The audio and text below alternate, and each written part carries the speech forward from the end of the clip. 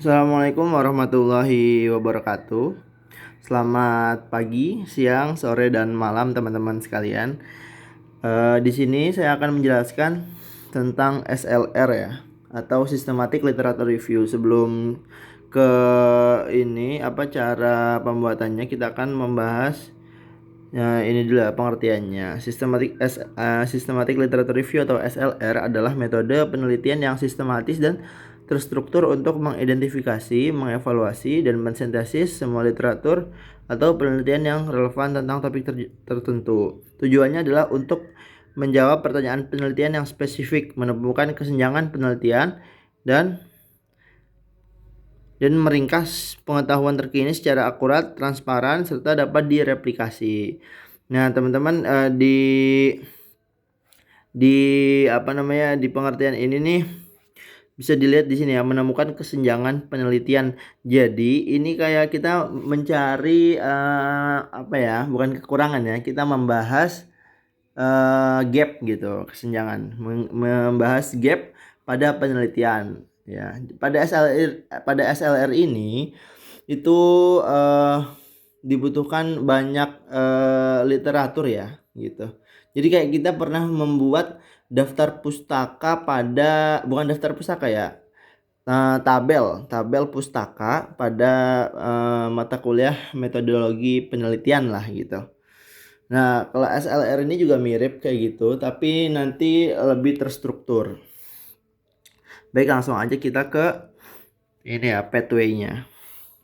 Ya, langkah pertama itu didiskusikan judul dan konsep untuk SLR ini gitu. Misalnya teman-teman, kita bahas ke tugas tekmas ya. Misalnya teman-teman dapat kelompok 2 ya, atau dapat ya edible coating dan biodegradable packaging gitu misalnya ya. Nah, di situ kita bisa ngambil eh fokusnya dari apa tuh? Dari tema itu tuh bisa kayak ini bisa kayak pengaplikasian edible coating pada suatu produk pangan, atau pengaplikasian atau pembuatan edible coating dari bahan-bahan tertentu gitu. Yang pasti dari bahan-bahan tertentunya tuh ada banyak gitu ya, dan memiliki satu ciri yang sama, jadi bisa digolongkan begitu. Nah, selanjutnya ditentukan batasan dari pembahasan gitu. Ditentukan batasan dari pembahasan ini maksudnya gimana? Agar tidak terlalu melebar teman-teman. Misalnya teman-teman akan mencari yang tema 2 ya tadi ya. Fokusnya itu kepada bahan-bahan tertentu untuk membuat edible coating gitu. Nah, di situ kan pastinya kan bakal sangat umum sekali ya bahan-bahan pangan gitu misalnya. Bahan pangan sebagai edible coating itu kan sangat sangat umum ya, makanya diberi batasan mungkin bahan pangan berbasis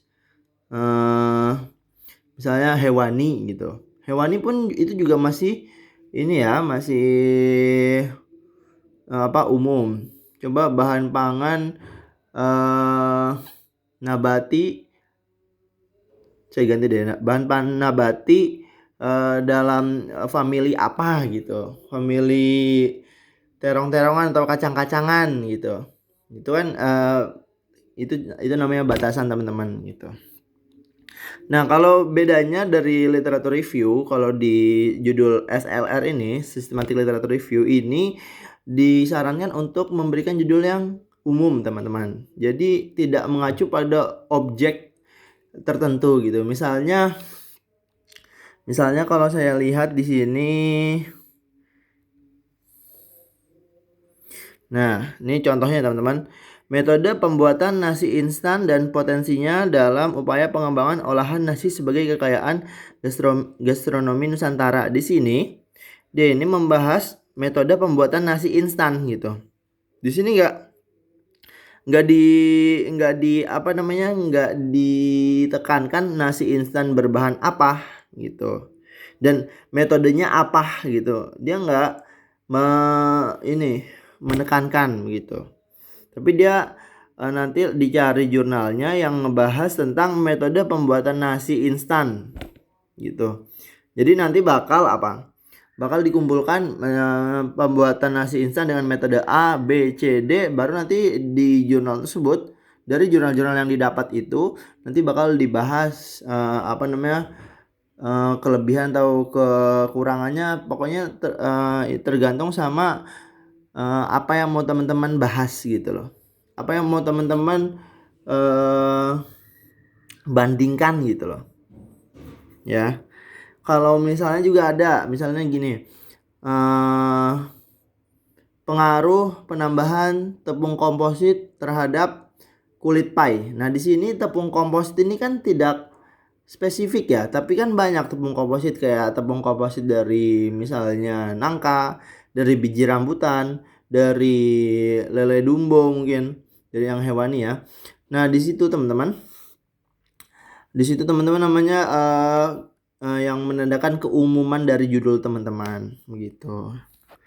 Jadi tidak spesifik kayak dari tepung ganyong gitu. Nah, itu nanti namanya bukan SLR tapi cuman literatur review, karena cuman fokus ke tepung ganyong saja gitu. Atau pokoknya itu harus umum ya, teman-teman. Nah, nanti kan diberi batasan ya tadi, misalnya kalau yang tadi tepung komposit untuk kulit pai tadi, kalau terlalu umum tepung komposit mungkin mau dibatasi lagi, apa yang nabati saja. Berarti nanti dicari jurnal-jurnal yang tentang tepung komposit nabati yang memiliki pengaruh pada kulit pai gitu. Nah, pada pengaruh pada kulit pai itu kan jadi bisa dibilang itu variabel terikat ya gitu, variabel yang jadi apa ya, dampak dari penggunaan tepung komposit gitu. Nah, itu juga sebisa mungkin teman-teman yang umum gitu. Kalau dilihat dari pengaruh terhadap kulit pai kan berarti bisa kayak sifat sensoris, sifat mekanisnya mungkin, atau dari mikrobiologi atau sifat kimianya gitu. Itu bisa. Tapi kalau mau teman-teman mau batasi, berarti teman-teman kasih depannya kayak pengaruh penambahan tepung komposit terhadap, nah misalnya apa, sifat sensoris kulit pai gitu. Kalau terlalu ini juga terlalu lebar juga, mungkin teman-teman mau yang lebih itu lagi, lebih sempit lagi pembahasannya, mungkin pengaruh terhadap warna gitu, warna kulit pai. Jadi nanti selain warna nggak dibahas gitu. Itu kalau teman-teman mau ngasih batasan. Selanjutnya, disiapkan alat yang dibutuhkan, software ya. Publish on Paris bisa, atau kalau teman-teman punya software yang bisa membantu mengumpulkan artikel, ya nggak apa-apa, silakan dipakai jika bisa digunakan. Selanjutnya, dicari jurnal yang akan dikaji dalam database tertentu. Nah, ini yang pentingnya di sini ya, teman-teman, prosedur 3, 4 ke bawah ini. Karena ini yang menunjukkan kesistematisannya gitu. Nah, nanti software ini tujuannya apa ya? Tujuannya buat nyari jurnal di sini, di database tertentu gitu. Dan berbagai database artikel berbasis Scopus dan Sinta lainnya gitu. Selanjutnya nanti udah didapatkan nih teman-teman jurnalnya, misalnya ada 200 jurnal gitu, yang nanti dicari pada database ini menggunakan Publish on Paris berdasarkan berdasarkan keyword tertentu gitu ya, berdasarkan keyword tertentu yang nyambung sama topik teman-teman gitu. Misalnya kan kalau tadi tepung komposit terhadap kulit pai gitu, berarti ada keywordnya tepung komposit, terus yang keywordnya lagi ada kulit pai gitu. Terus kalau mau ditambahin sifat sensoris, ya udah tambahin lagi keywordnya sifat sensoris gitu. Sudah dapat tadi ya misalnya 200 gitu. Selanjutnya yang dilakukan seleksi berdasarkan prinsip Prisma. Ini kepanjangannya teman-teman. Nah, yang pertama ada identifikasi ya. Identifikasi ini apa? Maksudnya dilakukan deteksi dan eliminasi artikel yang duplikasi. Misalnya teman-teman udah dapat nih 200, ternyata teman-teman lakukan deteksi duplikasi di situ. Ada banyak, misalnya ada 3 pasang jurnal duplikasi gitu. 3 pasang jurnal berarti bukan 3 doang, tapi 3 ditambah duplikasinya gitu. Jadi misalnya ada satu jurnal yang memiliki 2 duplikasi gitu. Berarti ada 3 jurnal yang sama gitu. Nah, misalnya di sini ya ada 3 pasang jurnal duplikasi dengan masing-masing memiliki 1 duplikasi. Berarti 3 ditambah 3 gitu. Kalau masing-masing memiliki 2 duplikasi, berarti 3 ditambah 3 gitu. Ditambah 6 lah gitu.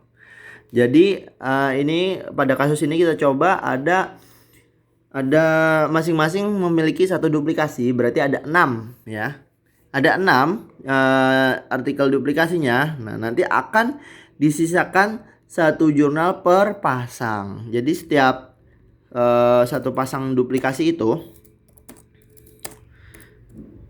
nanti bakal diambil 1 jurnalnya gitu. Misalnya tadi kan ada 3 pasang ya. Dari setiap pasang diambil 1, berarti bakal diambil 3 dan 3 yang duplikasinya dibuang gitu. Nanti di dalam diagram Prisma nanti kelihatan teman-teman.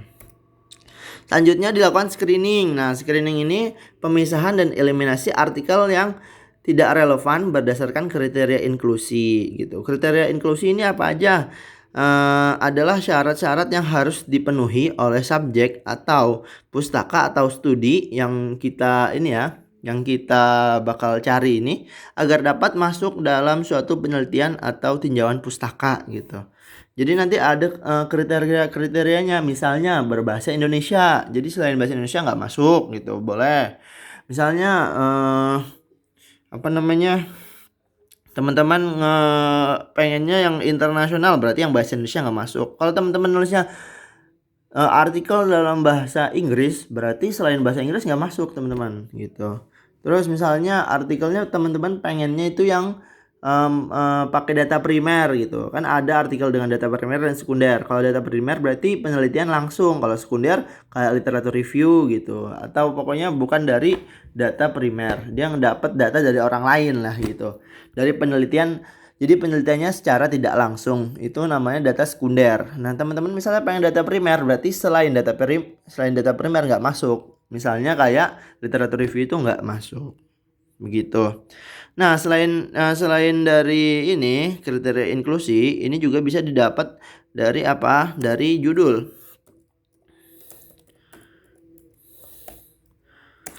Nah, dari judul apa nih? Dari judul pokoknya dari identitas jurnal lah ya. Ada kayak judul, abstrak gitu, dan kesimpulan. Jadi teman-teman bisa ngecek dari kesimpulannya. Nah, screening ini sebenarnya tahap yang paling bisa dibilang yang paling drastis nanti gitu. Turun jurnalnya bakal drastis. Misalnya di sini 200 kepotong 3, berarti kan 197 gitu ya dari proses identifikasi.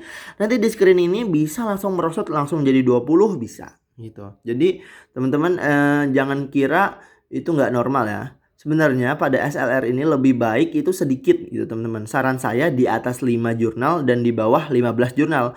Karena kalau udah di atas 15 jurnal sangat banyak pembahasannya tentunya teman-teman. Ini juga kita melihat waktu kita yang sudah sedikit ini. Selanjutnya dilakukan uji eligibilitas atau uji bukan kepantasan ya, kayak uji dia ini bisa nggak sih bisa include nggak sih di tabel kajian di tabel pustaka kita gitu. Kita menggunakan strategi PCOS atau Population Intervention Comparison, Outcome, and Study Design gitu. Jadi nanti di dalam jurnal ini ya, di dalam jurnal yang kita sudah sampai screening tadi, misalnya dari pertama 200, terus turun ke screening dari 197, turun lagi ke uji eligibilitas ini jadi 17 gitu misalnya. Nah, nanti dari 17 baru kita cek di dalamnya itu sesuai nggak sama PCOS kita gitu. Sebenarnya uji eligibilitas ini bisa langsung lanjut bisa di skip gitu ya. Tapi saya kira ini penting karena nanti ini tujuannya juga untuk menyamakan relevansi dari kajian yang kita dari tabel pustaka yang kita kaji gitu teman-teman. Karena penting menurut saya nih ya. Ini ada population intervention. Ini artinya apa? Population ini adalah merupakan kelompok yang menjadi fokus penelitian gitu. Ya, misalnya kalau saya ambil ini penelitian tadi pengaruh substitusi tepung komposit pada kulit pai. Nah, itu pada kulit pai di situ adalah populasinya berarti jurnal-jurnal tentang kulit pai tentunya ya. Jurnal-jurnal tentang kulit pai. Kalau di selain kulit pai berarti udah nggak masuk populasi kita. Populasi jurnal yang kita ini kumpulkan gitu ya. Selanjutnya intervention merupakan perlakuan yang diberikan kepada populasi. Jadi di dalam populasi ini apa sih perlakuannya gitu yang sama atau mirip di jurnal lain-lainnya gitu pada satu populasi ya. Jadi misalnya ada tadi 17 jurnal. Dalam 17 jurnal itu ada 17 yang menggunakan tepung komposit ya. Jadi dia meneliti karakteristik kulit pai ya dari bahannya ya yakni tepung komposit. Terus ada juga yang ini meneliti dari sifat cara pengolahannya. Berarti yang kita ambil yang dari karena tepung kompositnya kan yang sifat yang dari pengolahannya yang karakteristik berdasarkan pengaruh pengolahan itu kita eliminasi teman-teman. Baik, selanjutnya itu comparison ya. Jadi comparison ini maksudnya apa? Pembanding gitu teman-teman. Pembandingnya di mana? Di dalam jurnal yang teman-teman cari ini ada nggak pembandingnya gitu misalnya. Misalnya kalau kalau kulit pai gitu ya, pengaruh substitusi tepung komposit terhadap kulit pai. Nah, saya dapat jurnal tentang pengaruh tepung ganyong terhadap kulit pai tadi ya.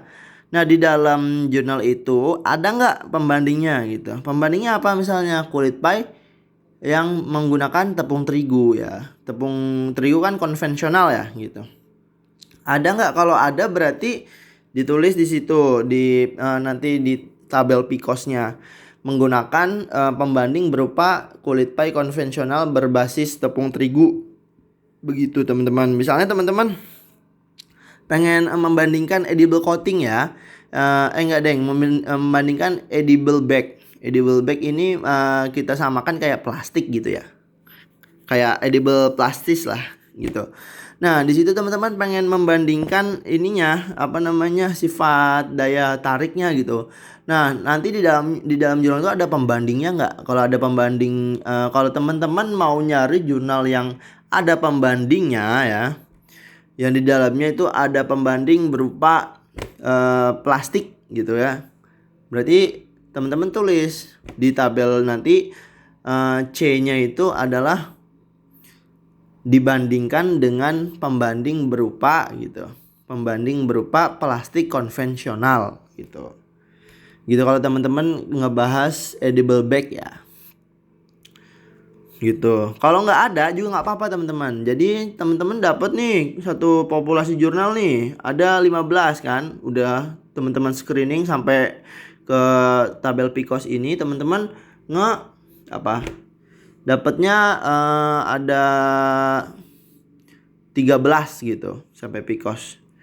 Nah, ternyata di 13 ini nggak ada pembandingnya semua. Jadi nanti teman-teman tulis di tabel C-nya ini tinggal tulis no comparison gitu.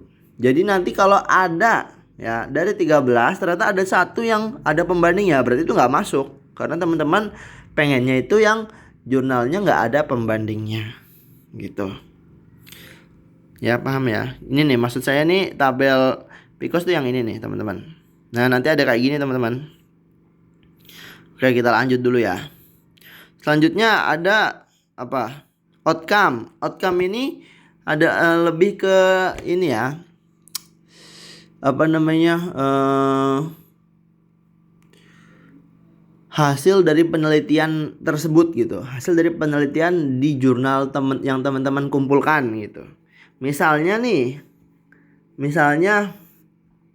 outcome-nya ada sifat sensoris, aroma, warna, tekstur gitu. Aroma, warna, tekstur.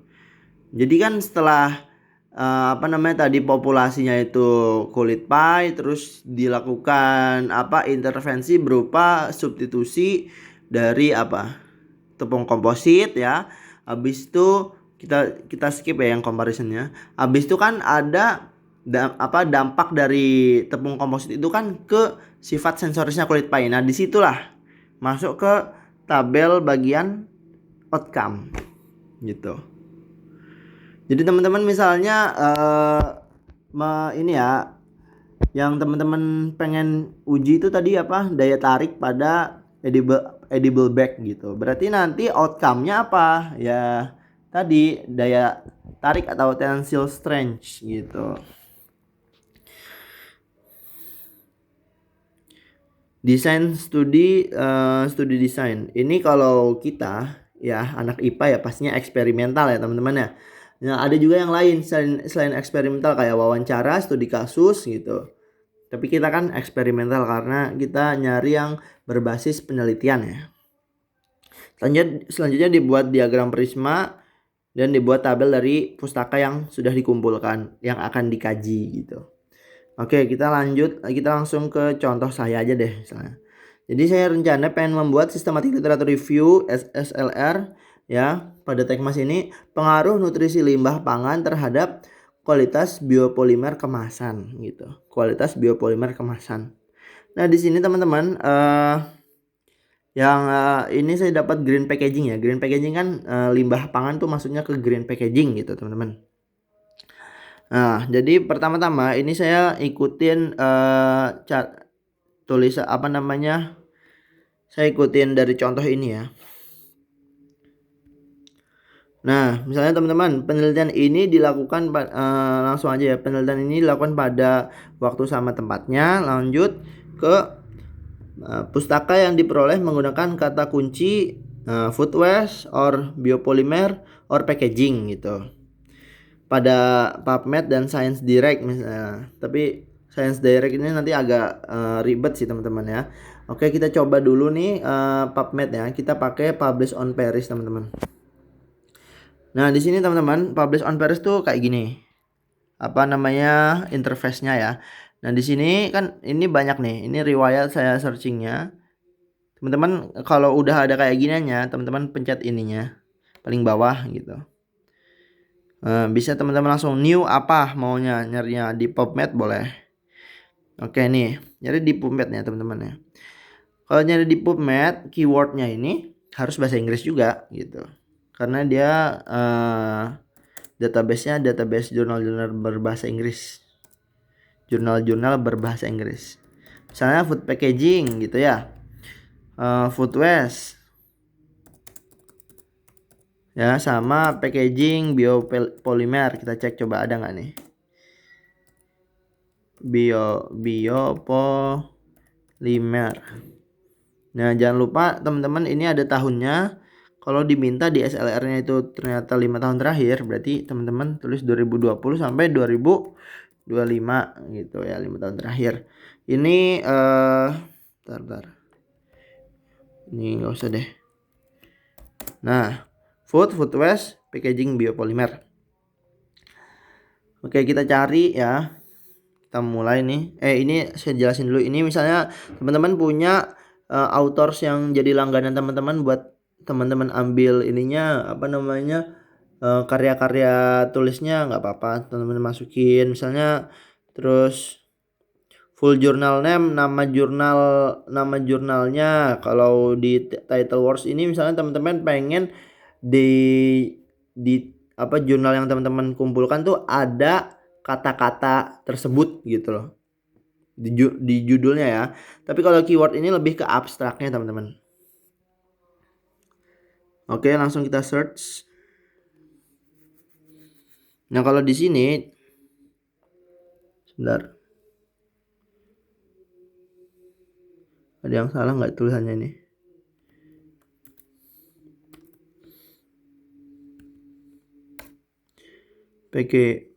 Packaging biopolimer. Coba kita search sekali lagi. Bismillah. Aduh, ini jaringan saya ini kayaknya. Tuh tadi udah keluar ya teman-teman ya. Coba ininya kita hapus dulu deh.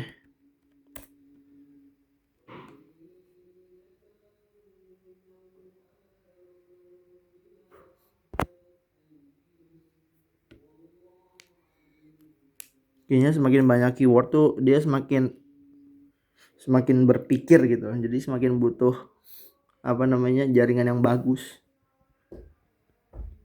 Teman-teman kalau nyari ya sebisa mungkin di itu yang bagus ya teman-teman, di tempat yang jaringannya bagus. Nih dia bakal nyari tuh banyak kan. Jadi saya cuma nyontohin dulu ya teman-teman ya. Packaging biopolymer. Kalau biopolymer kan udah pasti bio ya, berarti berbasis nature gitu. Nah, didapat 872 papers, berarti ada artikel 872. Nah, di sini teman-teman nanti fungsi teman-teman men-screening biar nggak sebanyak ini gitu. Karena nanti dari setiap jurnal yang teman-teman masukin ke Prisma nanti bakal kesaring kan. Nah, setelah itu nanti bakal ke ini dapat yang sedikit gitu lah jurnalnya, misalnya 30 di bawah 30 ya. Misalnya ada 14 gitu. Nanti dari 14 itu teman-teman bakal bahas satu-satu. Di situ intervensinya gimana? Ternyata menghasilkan hasil atau outcome yang seperti A gitu. Hal ini dikarenakan oleh apa gitu. Oleh apanya itu pendukung, kan dibutuhkan jurnal pendukungan ya. Itu nggak harus dari jurnal-jurnal ini. Yang pasti jurnal ini nanti bakal teman-teman bahas satu persatu. Dan nanti bakal didukung dengan statement-statement dari jurnal atau penelitian lain gitu. Misalnya buku juga boleh gitu. Jadi teman-teman kayak nyari data gitu loh. Ini kalau teman-teman praktikum ini kayak nyari data. Datanya itu berupa jurnal. Nah, dari jurnal itu nanti teman-teman ekstrak data pentingnya. Ya. Data pentingnya apa? Ya tadi intervensinya, perlakuannya apa? Nah, dan hasilnya seperti apa? Outcome-nya gitu. Nanti dibandingkan satu persatu jurnal yang ternyata lebih bagus menggunakan kemasan dari limbah pangan berbasis buah-buahan gitu, biopolimernya masih bagus gitu misalnya ya gitu. Oke, tadi kok keluar. Oke, udah dapat nih teman-teman. Caranya biar bisa masuk ke Excel gimana? Biar bisa masuk ke Excel teman-teman, ini copy, jangan save ya. Kalau save jelek nanti tulisannya. Result for Excel with header. Headernya apa?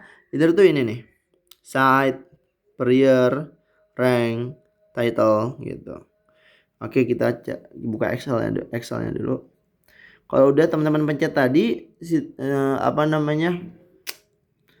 statusnya itu udah Ctrl C gitu teman-teman. Jadi nanti teman-teman tinggal posisikan di paling pojok sini. Habis itu ntar tinggal Ctrl V.